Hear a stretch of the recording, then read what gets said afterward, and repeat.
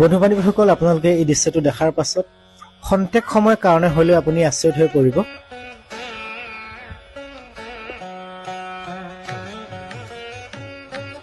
আপোনালোকে দেখিব পাৰিছে দুডাল প্ৰকাণ্ড ফেটি সাপে কেনেদৰে এটা বান্দৰৰ লগত খেলি আছে, আৰু সেই বান্দৰটোৱেও দুডাল বিষাক্ত ফেটি সাপৰ লগত খেলি থকা আপোনালোকে দৃশ্যটো দেখিব পাৰিছে।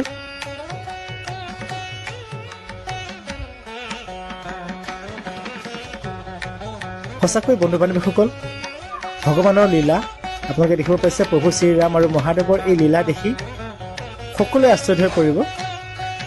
আমি যিসকল লোকে ভগৱানক বিশ্বাস নকৰাকৈ আছোঁ বা থাকোঁ, সেইসকল লোকেও আচলতে এই দৃশ্যটো দেখাৰ পাছত প্ৰভু শ্ৰীৰাম আৰু মহাদেৱক বিশ্বাস কৰিবলৈ বাধ্য হ'ব লাগিব।